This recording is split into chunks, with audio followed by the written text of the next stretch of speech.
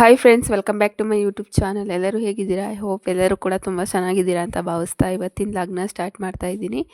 First time video ಯಾರಾದರೂ ನೋಡ್ತಾ ಇದ್ದರೆ ಪ್ಲೀಸ್ ಸಬ್ಸ್ಕ್ರೈಬ್ ಮಾಡ್ಕೊಳ್ಳಿ, ಹಾಗೆ ಸಪೋರ್ಟ್ ಮಾಡಿ. ವಿಡಿಯೋ ಇಷ್ಟ ಆದರೆ ಒಂದು ಲೈಕ್ ಮಾಡೋದನ್ನು ಮರಿಬೇಡಿ. ಬೆಳಗ್ಲಿಂದ ಬರೀ ಮನೆ ಕೆಲಸಗಳೇ ಆಯಿತು. ಬಟ್ಟೆ ತೊಳಿ, ಸ್ವಲ್ಪ ಬಟ್ಟೆ ಇತ್ತು, ಹಾಗೆ ಬಟ್ಟೆ ಎಲ್ಲ ತೊಳೆದು, ಹಾಗೆ ನೆಲ ಎಲ್ಲ ಒರೆಸ್ಕೊಂಡು, ಅಡುಗೆ ಮನೆ ಕ್ಲೀನ್ ಮಾಡಿಕೊಂಡು ಇಷ್ಟೆಲ್ಲ ಕೆಲಸ ಮಾಡೋ ಅಷ್ಟರಲ್ಲಿ, ಪೂಜೆ ಮಾಡೋ ಅಷ್ಟರಲ್ಲಿ ಸಾಯಂಕಾಲ 4:30 ಆಗಿತ್ತು. ಎಲ್ಲ ಮುಗಿಸ್ಕೊಂಡು, ಹಾಗೆ ಇವಾಗ ಟೈಮ್ ಬಂದು ಒಂದು 5 ಗಂಟೆ ಆಗಿದೆ. ಎಲ್ಲ ಪೂಜೆ ಎಲ್ಲ ಮುಗಿಸ್ಕೊಂಡು ಅಂಗಡಿ ಹತ್ರ ಬಂದೆ. ಆಲ್ರೆಡಿ ಸೋನಿ ಮತ್ತು ರಾಹುಲ ಅಂದರೆ ಚಿಕ್ಕ ಪಾಪು, ನಮ್ಮ ನಾದಿನಿ ತೇಜ ಅವರೆಲ್ಲ ಕೂತ್ಕೊಂಡು ಆಟ ಆಡ್ತಾಯಿದ್ರು. ಅಂದರೆ ಇಷ್ಟು ದೊಡ್ಡ ಹುಡುಗಿ ಆಟ ಆಡ್ತಾಳ ಅಂತ ಅಂದ್ಕೋಬೇಡಿ, ಅಂದರೆ ಸುಮ್ಮನೆ ಅವ್ರ ಜೊತೆ ಕೂತ್ಕೊಂಡು ಟೈಮ್ ಪಾಸ್ ಮಾಡ್ತಾಯಿದ್ಲು. ಹಾಗೆ ಅಷ್ಟರಲ್ಲಿ ಮಾವ ಕೂಡ ಬಂದರು ಕುರಿಯಿಂದ. ಅಂದರೆ ಇವಾಗ ಕುರಿ ಏನು ಜಾಸ್ತಿ ಇಲ್ಲ, ಒಂದು 5-6 ಕುರಿ ಇದೆ ಅಷ್ಟೇ. ನಮ್ಮದೊಂದು 4 ಇದೆ, ಹಾಗೆ ಬೇರೆಯವರು ಹಾಗೆ ಬೇಯಿಸೋಕ್ಕೆ ಅಂತ ನಮ್ಮದ್ರಲ್ಲೇ ಬಿಟ್ಟಿದ್ದಾರೆ. ಹಾಗೆ ಅಂಗಡಿ ಹತ್ರ ಇಂದ ಹೋದೆ. ಅಂಗಡಿ ಅಂದರೆ ಅತ್ತೆ ಮಾವರು ಬಂದ್ರಲ್ಲ, ಹಾಗಾಗಿ ಅವ್ರಿಗೆ ಟೀ ಇಟ್ಕೊಡೋಣ ಅಂದ್ಬಿಟ್ಟು ಇವಾಗ ಅಂಗಡಿ ಹತ್ರ ಇಂದ ಮನೆಗೆ ಹೋಗ್ತಾ ಇದ್ದೀನಿ. ನೋಡಿ, ಜೋಳ ಅಂದರೆ ಸಾಕು, ಅಲ್ಲಿಂದ ಓಡಿ ಬರುತ್ತೆ ಕುರಿಮರಿಗಳಂತೂ. ಇವಾಗ ಬಂದ ತಕ್ಷಣ ಜೋಳ ಇಡಲಿಲ್ಲ ಅಂದರೆ ಫುಲ್ಲು ಸುತ್ತಾಡುತ್ತೆ ಆ ಕಡೆಯಿಂದ ಈ ಕಡೆ. ಎಷ್ಟು ಇದಿರುತ್ತೆ ಅಂದರೆ ಪ್ರಾಣಿಗಳಿಗೆ. ಒಂದು ಸತಿ ಏನಾರ ನಾವು ಅದಕ್ಕೆ ತುಂಬ ಒಂದು ಸತಿ ಅಟ್ಯಾಚ್ ಆಗಿಬಿಟ್ರು ಅಂದರೆ ಮತ್ತೆ ಅದನ್ನು ಇದು ಮಾಡೋಕ್ಕೆ ಆಗಲ್ಲ, ಅಷ್ಟು ಅಟ್ಯಾಚ್ಮೆಂಟ್ ಅನ್ನೋದು ಬೆಳೆದ್ಬಿಡುತ್ತೆ ಪ್ರಾಣಿಗಳ ಜೊತೆ. ಹಾಗೆ ಇವತ್ತು ಊರಲ್ಲಿ ಶಾಂತಿ, ಅಂದರೆ ಪ್ರತಿಯೊಂದು ಊರಲ್ಲೂ ಕೂಡ ಈ ಥರ ಅಮ್ಮ ಮಾಡಿ ಏನೇ ಊರಲ್ಲಿ ಹುಷಾರಿಲ್ಲದೆ ಇರೋದು, ಇದು ಪ್ರತಿಯೊಂದು ಮನೇಲಿ ಮಾಡ್ತಾರೆ. ಕೆಲವೊಂದು ಹಳ್ಳಿಯಿಂದ ಒಂದು ಸತಿ ಈ ಥರ ಅಂದರೆ ಕೆಲವೊಂದು ಹಳ್ಳೀಲಿ ಈ ಥರ ಮಾಡ್ತಾರೆ. ಕೆಲವೊಬ್ಬರು ಏನೇನು ಮಾಡ್ತಾರೆ ಅಂದರೆ ಮನೆಯಲ್ಲೇ ಈ ಥರ ಒಂದು ಎಳ್ನೀರು ತಂದು ಅಮ್ಮ ಮಾಡಿ ಕಳಿಸೋದು ಅಂತ ಹೇಳ್ತೀವಲ್ಲ, ಆ ಥರ ಮಾಡ್ತಾರೆ ಕೆಲವೊಬ್ಬರು. ಆದರೆ ಇಲ್ಲಿ ನಾವು ಊರಿಂದ ಒಂದೇ ಅಮ್ಮ ಮಾಡಿ ಬೇರೆ ಕಡೆ ತೊಗೊಂಡೋಗಿ ದೂರ ಇಟ್ಟು ಬರೋದು, ಆ ಥರ ಮಾಡ್ತಾಯಿದ್ದೀವಿ. ಅಂದರೆ ಪ್ರಾಣಿಗಳಾಗಿರ್ಬೋದು, ಮನುಷ್ಯರಿಗೆ ಯಾವುದೇ ಒಂದು ಕಾಯಿಲೆಗಳು ಬರಬಾರ್ದು ಅಂತ ಹಿಂದಿನಿಂದ ನಡ್ಕೊಂಬಂದಿರುವಂಥ ಪದ್ಧತಿನ ಇವಾಗ ಪಾಲಿಸ್ತಾ ಇದ್ದಾರೆ. ಇದರಲ್ಲಿ ಕುರಿ, ಮೇಕೆ, ಹಾಗೆ ಹಸುಗಳು ಎಲ್ಲ ಕೂಡ ಕರ್ಕೊಂಬಂದು ಈ ಥರ ರೌಂಡ್ ಹಾಕಿಸ್ತಾರೆ. ಮಧ್ಯದಲ್ಲಿ ಅಮ್ಮ ಮಾಡಿ ಅದಕ್ಕೆ ಮೊಸರು, ಅನ್ನ ಎಲ್ಲ ಇಟ್ಟು ಅದನ್ನು ಪೂಜಿಸ್ಬಿಟ್ಟು ನೆಕ್ಸ್ಟು ಅನ್ನ ಮತ್ತು ಮೊಸರು ಅದೆಲ್ಲ ಇರುತ್ತಲ್ಲ ತೀರ್ಥ, ಅದ್ರ ಮೇಲೆ ಎಲ್ಲರ ಮೇಲೂ ಕೂಡ ಸ್ವಲ್ಪ ಎಲ್ಲ ಹಾಕಿ ಇವಾಗ ನೋಡಿ ಹಸುಗಳನ್ನೆಲ್ಲ ತಿರುಗಿಸ್ತಾ ಇದ್ದಾರೆ. ಇದು ಪ್ರತಿಯೊಬ್ಬರು ಕೂಡ ಮಾಡ್ಬೋದು. ಅಂದರೆ ಕೆಲವೊಬ್ಬರು ಮಾಡ್ತಾರೆ, ಕೆಲವೊಬ್ಬರು ಮಾಡಲ್ಲ. ಈ ಸಿಟಿ ಸೈಡು ಕೆಲವೊಬ್ಬರು ಮಾಡ್ತಾರೆ, ನಾನು ನೋಡಿದ್ದೀನಿ ಸಿಟಿ ಸೈಡು. ಹಳ್ಳಿ ಕಡೆ ಏನು ಮಾಡ್ತಾರೆ ಅಂದರೆ ಮನೆಯಿಂದ ಮಾಡಲ್ಲ, ಒಬ್ಬೊಬ್ಬರೇ ಮಾಡೋದು ಏನಕ್ಕೆ ಅಂತ ಊರವ್ರಿಗೆಲ್ಲ ಕರ್ಕೊಂಬಂದು ಎಲ್ಲ ನೋಡಿ ಈ ಥರ ಊರಿನ ಮಧ್ಯದಲ್ಲಿ ಈ ಥರ ರಂಗೋಲಿ ಹಾಕಿರ್ತಾರೆ. ಅದ್ರ ಸುತ್ತ, ಅದ್ರ ಒಳಗಡೆ ಬರೋ ಹಾಗಿಲ್ಲ, ಅದ್ರ ಸುತ್ತ 3 ಸುತ್ತು ಬರಬೇಕು, ಇಲ್ಲ 1 ಸುತ್ತು ಬರ್ಬೋದು. ಚಿಕ್ಕ ಮಕ್ಕಳಿಂದ ಹಿಡಿದು ದೊಡ್ಡವ್ರ ತನಕನೂ ಎತ್ಕೊಂಬಂದು ಈ ಥರ ತಿರುಗಿಸಿ ಇದು ಮಾಡ್ಕೊತಾರೆ. ಒಳ್ಳೆಯ ಒಂದು ಪದ್ಧತಿನೇ. ಅಂದರೆ ಕೆಲವೊಬ್ಬರು ಮೂಢನಂಬಿಕೆ ಅಂತಲೂ ಕೂಡ ಕರೀತಾರೆ. ಅದು ನಮ್ಮ ಮನಸ್ಸಿಗೆ ಅನಿಸಿದ್ದು. ಅಂದರೆ ಕೆಲವೊಂದು ಎಲ್ಲದಕ್ಕೂ ಕೂಡ ಮೂಢನಂಬಿಕೆ ಅನ್ನೋದು ಅಂದ್ಕೊಳ್ಳೋದು ಮೂರ್ಖತನ ಆಗ್ಬಿಡುತ್ತೆ. ಕೆಲವೊಬ್ಬರು ಹಿಂದಿನಿಂದ ಅದನ್ನು ನಡೆಸ್ಕೊಂಬಂದಿರ್ತಾರೆ, ಅವ್ರಿಗೆ ಒಳ್ಳೇದಾಗಿರುತ್ತೆ. ಅದನ್ನು ನಾವು ಕಂಟಿನ್ಯೂ ಮಾಡಿದರೆ ಅದರಲ್ಲೇನು ತಪ್ಪಿಲ್ಲ ಅನಿಸುತ್ತೆ ನನಗೆ.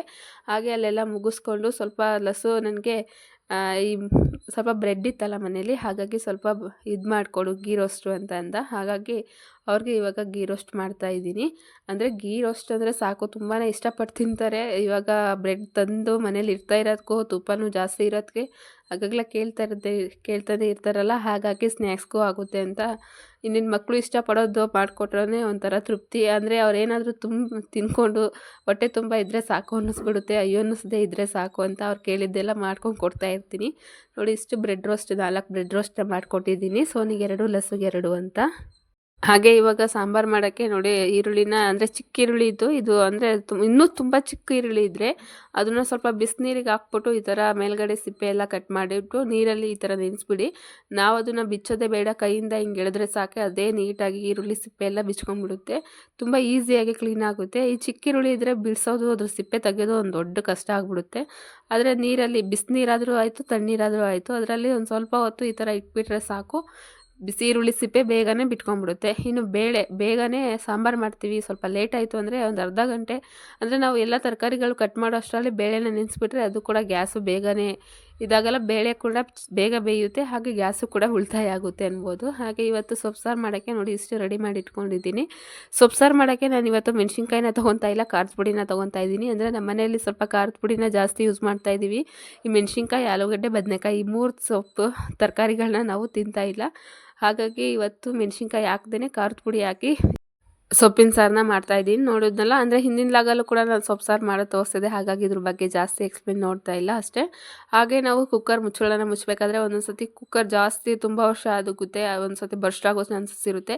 ಅಂದರೆ ಯಾವಾಗ ಜಾಸ್ತಿ ಬರ್ಸ್ಟ್ ಆಗುತ್ತೆ ಕುಕ್ಕರು ಅಂದರೆ ಈ ಸೊಪ್ಪು ಸಾರು ಮಾಡಬೇಕಾದ್ರೆ ಅದು ಇದರಲ್ಲಿ ಎಲ್ಲ ಹೋಗಿ ಸೊಪ್ಪೆಲ್ಲ ಸಿಗಾಕೊಂಡಾದ್ಮೇಲೆ ಅದೆಲ್ಲ ಸ್ವಲ್ಪ ಬರ್ಸ್ಟ್ ಆಗೋ ಚಾನ್ಸಸ್ ಜಾಸ್ತಿ ಇರುತ್ತೆ.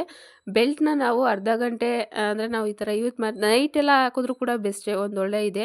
ಅಂದರೆ ನೈಟ್ ನೀರಲ್ಲಾದರೂ ಹಾಕ್ಬೋದು, ಇಲ್ಲ ಫ್ರಿಜ್ಜಲ್ಲಿ ಇಟ್ಬಿಟ್ರೆ ಅದು ಕೂಡ ಒಂದು ಒಳ್ಳೆಯದೇ, ಯಾವುದೂ ಇದಾಗಲ್ಲ. ನೀರಲ್ಲಿಡಿ ಇಲ್ಲ ಫ್ರಿಜ್ಜಲ್ಲಿಡಿ ಬೆಲ್ಟ್ನ, ಕುಕ್ಕರ್ ಬೆಲ್ಟ್ನ, ಅವಾಗಂತೂ ಯಾವುದೇ ಒಂದು ಇದಾಗಲ್ಲ.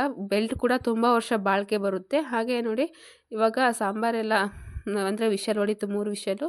ಇವಾಗ ಸಾಂಬಾರು ನಾವು ಅಂದರೆ ಸೊಪ್ಪು ಸಾರು ಮಾಡಬೇಕಾದ್ರೆ ಏನಾಗುತ್ತೆ ಅಂದರೆ ನಾವೆಷ್ಟೇ ಸ್ಮ್ಯಾಶ್ ಮಾಡಿ ಅದನ್ನು ನೀಟಾಗಿ ಅದನ್ನು ಇದು ಮಾಡಿದ್ರು ಕೂಡ ಒಂದೊಂದು ಟೈಮ್ ಏನಾಗುತ್ತೆ ಅಂದರೆ ಬೇಳೆನೇ ಒಂದು ಕಡೆ, ಸೊಪ್ಪೆ ಒಂದು ಕಡೆ, ನೀರೇ ಒಂದು ಕಡೆ ಆ ಥರ ಹೋಗಿ ನಿಂತ್ಕೊಬಿಡುತ್ತೆ. ಆ ಥರ ಎಲ್ಲ ಮಾಡೋ ಬದಲು ಒಂದು ಬಾಣಲೆಗೆ ಸ್ವಲ್ಪ ಸೊಪ್ಪನ್ನೆಲ್ಲ ತೆಗೆದು ಅದನ್ನು ಸಪ್ರೇಟಾಗಿ ಇಟ್ಕೊಂಡು ಇವಾಗ ಮಿಕ್ಸಿ ಜಾರ್ಗೆ ಹಾಕ್ಕೊಂಡು ರುಬ್ಕೊಂಡು ನೋಡಿ ಇವಾಗ ಈ ಥರ ಅದೇ ಒಂದು ಕುಕ್ಕರ್ಗೆ ಶಿಫ್ಟ್ ಮಾಡ್ಕೊತಾ ಇದ್ದೀನಿ. ಈ ಥರ ಮಾಡೋದ್ರಿಂದ ತುಂಬಾ ಚೆನ್ನಾಗಿರುತ್ತೆ ಸೊಪ್ಪು ಸಾರು ಅಂತೂ. ಅಂದರೆ ಬೇಳೆ ಸೊಪ್ಪೆಲ್ಲ ಚೆನ್ನಾಗಿ ಗ್ರೈಂಡ್ ಆಗಿರುತ್ತಲ್ಲ, ತುಂಬಾ ಟೇಸ್ಟ್ ಬರುತ್ತೆ, ಒಂದೊಳ್ಳೆ ಟೇಸ್ಟ್ ಬರುತ್ತೆ. ಹಾಗೆ ನೋಡಿ ಇವಾಗ ಒಗ್ಗರಣೆ ಹಾಕ್ಕೊತಾ ಇದ್ದೀನಿ. ಅಂದರೆ ಈ ಥರ ಮಾಡೋದ್ರಿಂದ ಸೊಪ್ಪಿನ ಸಾರು ಕೂಡ ಒಂದು ಒಳ್ಳೆ ಟೇಸ್ಟ್ ಬರುತ್ತೆ. ಹಾಗೆ ನಾವು ಖಾರದ ಪುಡಿ ಹಾಕಿದ್ರೂ ಕೂಡ ಇಷ್ಟು ಚೆನ್ನಾಗಿ ಸಾಂಬಾರು ಬರುತ್ತೆ ಅಂದ್ಕೊಂಡಿರಲಿಲ್ಲ, ತುಂಬ ಟೇಸ್ಟಿಯಾಗಿ ಸಾಂಬಾರು ಬಂದಿತ್ತು. ಹಾಗೆ ಇವಾಗ ಬೇರೆ ಒಂದು ಬಾಣಲೆಗೆ ಒಗ್ಗರಣೆ ಹಾಕ್ಕೊಂಡು ಆ ಒಗ್ಗರಣೆನ ಕುಕ್ಕರ್ಗೆ ಶಿಫ್ಟ್ ಮಾಡಿಕೊಂಡು ಸ್ವಲ್ಪ ಹೊತ್ತು ಬೇಯಿಸಿದ್ರೆ ಸಾಕು, ತುಂಬಾ ಚೆನ್ನಾಗಿರುತ್ತೆ. ಅಂದರೆ ನಾವು ಬೆಳೆದಿರೋ ಅಂಥ ಅಂದರೆ ಕೆಲವೊಬ್ಬರು ಅಂದರೆ ಹೊಲದಲ್ಲಿ ಸಿಗೋ ಅಂಥ ಸೊಪ್ಪನ್ನ ತಂದಿರ್ತಾರೆ. ಅಂದರೆ ನಾನಿವತ್ತು ಸಂತೆಯಿಂದ ತಂದಿರೋ ಅಂಥ ಸೊಪ್ಪು ಸಾರು, ಆ ಸಾರನ್ನು ಮಾಡ್ತಾಯಿದ್ದೀನಿ ಇವತ್ತು. ಸೊಪ್ಪಿನ ಸಾರು ತುಂಬಾ ಟೇಸ್ಟ್ ಇತ್ತು. ಸೊಪ್ಪಿನ ಸಾರು ಆಲ್ಮೋಸ್ಟ್ ಹಳ್ಳಿ ಕಡೆ ಈ ಥರ ಇಷ್ಟಪಡಲ್ಲ, ಯಾಕಂದರೆ ಹೊಲದಲ್ಲಿ ಸಿಗೋವಂಥ ಸೊಪ್ಪಿನ ಸಾರು ತಿನ್ನೋದು ತುಂಬಾ ಇಷ್ಟ ಈ ಕಡೆ ಹಳ್ಳಿ ಸೈಡು.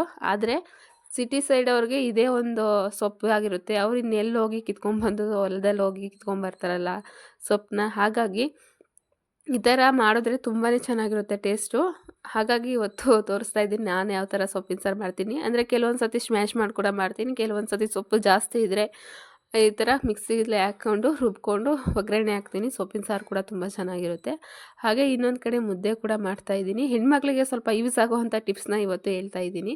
ಮುದ್ದೆಗೆ ಮಾಡಬೇಕಾದ್ರೆ ಸ್ವಲ್ಪ ಮುದ್ದೆ ಹಾಕಬೇಕಾದ್ರೆ ಫಸ್ಟ್ ಟೈಮ್ ಯಾರಾರ ಮುದ್ದೆ ಮಾಡ್ತಾಯಿದ್ರೆ ಅವ್ರಿಗೆ ಸ್ವಲ್ಪ ಮುದ್ದೆ ಮಾಡೋಕ್ಕೆ ಕಷ್ಟ ಅನಿಸುತ್ತೆ. ಅಂದರೆ ನನಗಾಗಿರೋಂಥ ಎಕ್ಸ್ಪೀರಿಮೆಂಟ್ ಹೇಳ್ತಾ ಇದ್ದೀನಿ.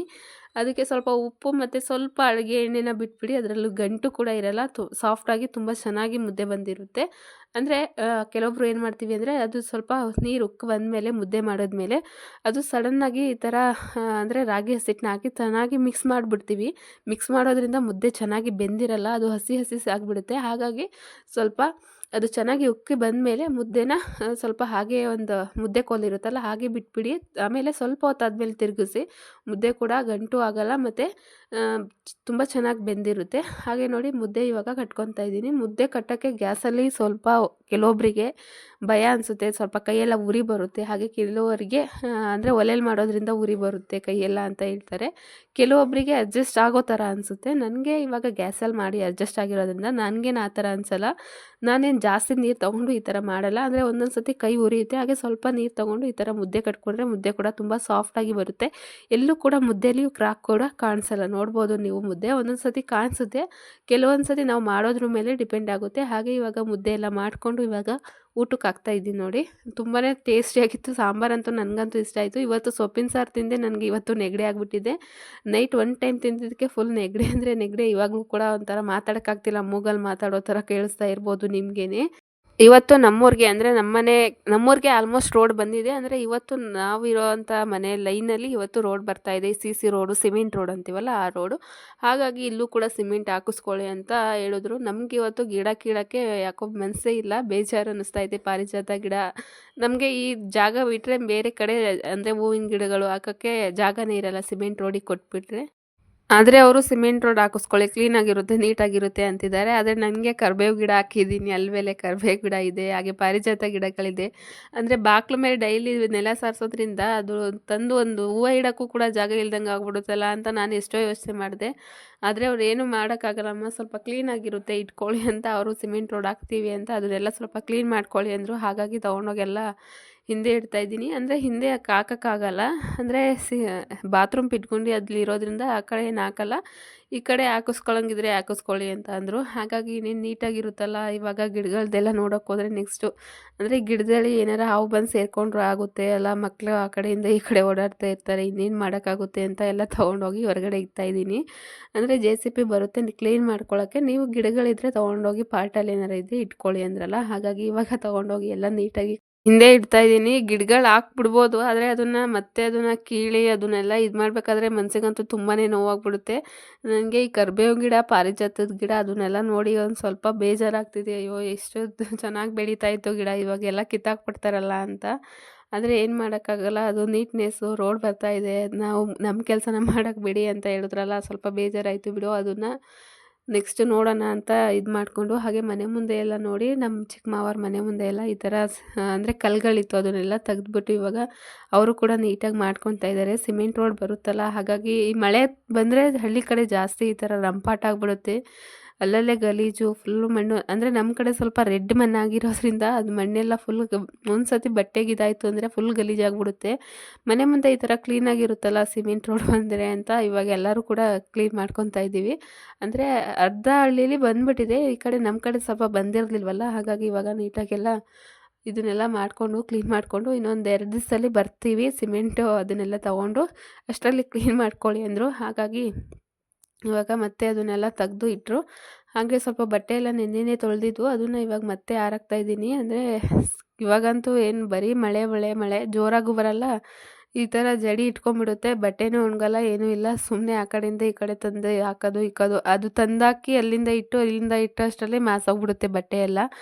ಏನು ಮಾಡೋಕ್ಕಾಗಲ್ಲ. ಇವಾಗೆಲ್ಲ ಅದನ್ನು ತೊಗೊಂಬಂದು ಹೊರಗಡೆಯಿಂದ ಇವಾಗ ಒಳಗಡೆ ಹಾಕ್ಕೊತಾ ಇದ್ದೀನಿ. ಅಂದರೆ ಇಲ್ಲಿ ಒಳಗಡೆ ಮಳೆ ಬೀಳಲ್ಲ, ಹಾಗಾಗಿ ಒಳಗಡೆ ಇದ್ದರೆ ಒಂದು 2 ದಿವಸ ತನಕ ಒಣಗಲಿ ಬಿಡು, ಎಷ್ಟು ಎತ್ತಿ ಹಾಕೋದು. ಮಳೆ ಸ್ವಲ್ಪ ಬಿಸಿಲು ಬಂದ ತಕ್ಷಣ ಹೊರಗಡೆ ಹಾಕೋದು, ಆಮೇಲೆ ತೊಗೊಂಡೋಗಿ ಒಳಗಡೆ ಹಾಕೊಂಬರೋದು ಮಳೆ ಬಂದ ತಕ್ಷಣ. ಇದೇ ಆಯಿತು, ಎಷ್ಟು ಸತಿ ಒಳಗಡೆ ಹಾಕೋದು ಹೊರಗಡೆ ಹಾಕೋದು. ಹಾಗಾಗಿ ಇವಾಗ ಫೈನಲ್ಲಾಗಿ ತಂದು ಇಲ್ಲೇ ಹಾಕ್ಬಿಟ್ಟಿದ್ದೀವಿ.